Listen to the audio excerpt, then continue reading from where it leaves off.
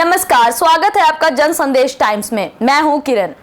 आए दिन food delivery app Zomato या स्विगी को लेकर कोई ना कोई खबर सुर्खियों में छाई रहती है। कुछ महीनों पहले एक डिलीवरी बॉय पर झूठे आरोप लगे थे। अब फिर से ये आरोप लगे हैं कि जोमैटो एग्जीक्यूटिव ने किसी कस्टमर को हिंदी आने को लेकर कुछ कह सुनाया है। सोशल मीडिया पर एक यूजर ने शिकायत करते हुए ट्वीट किया कि जोमैटो एग्जीक्यूटिव ने उससे कहा कि हिंदी हमारी राष्ट्रभाषा है। साथ ही उसने ये भी कहा कि सबको थोड़ी बहुत हिंदी आनी चाहिए। इस ट्वीट के बाद रिजेक्ट जोमैटो ट्रेंड करने लगा। तब जोमैटो ने फोन पर बात करके कस्टमर को समझाया। फूड डिलीवरी ऐप जोमैटो की सोशल मीडिया टीम का जायका बिगड़ गया है। कंपनी के एक एग्जीक्यूटिव से कस्टमर की चैट के स्क्रीनशॉट्स वायरल हो रहे हैं।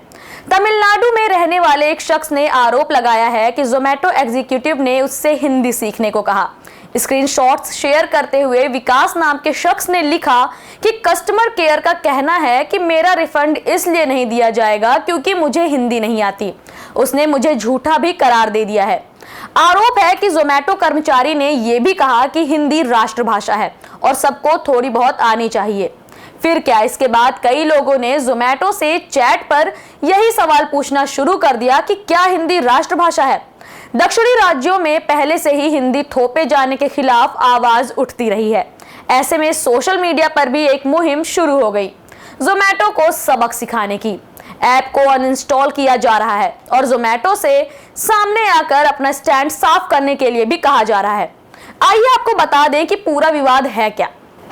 #रिजेक्ट जोमैटो ट्रेंड की शुरुआत हुई विकास नाम के एक यूजर के ट्वीट से। उनके मुताबिक उन्होंने जो ऑर्डर किया था उसमें एक आइटम नहीं था। उन्होंने ऐप पर कस्टमर केयर से चैटिंग शुरू की। कस्टमर ने मिसिंग आइटम का रिफंड मांगा तो स्क्रीनशॉट्स के अनुसार एग्जीक्यूटिव ने उन्हें बताया कि होटल वाले उसकी भाषा नहीं समझ पा रहे हैं। इस पर विकास ने कहा कि इसकी चिंता करना उनका काम नहीं है। उन्होंने लिखा कि अगर जोमैटो तमिलनाडु में उपलब्ध है तो उन्हें ऐसे लोगों को रखना चाहिए जो उनकी भाषा समझ पाए। जवाब में जोमैटो एग्जीक्यूटिव ने कहा कि हिंदी हमारी राष्ट्रभाषा है, तो ये बेहद कॉमन है कि सबको थोड़ी बहुत आनी ही चाहिए। और जोमैटो के खिलाफ शुरू हो गया ट्रेंड। विकास के ट्वीट पर जोमैटो ने उनसे उनका मोबाइल नंबर मांगा। एक ट्वीट में विकास ने लिखा कि वह मजबूत सफाई और सार्वजनिक माफी चाहते हैं। कंपनी के कस्टमर केयर ने इसके जवाब में बताया कि फोन पर बातचीत के बाद विकास अब संतुष्ट हैं।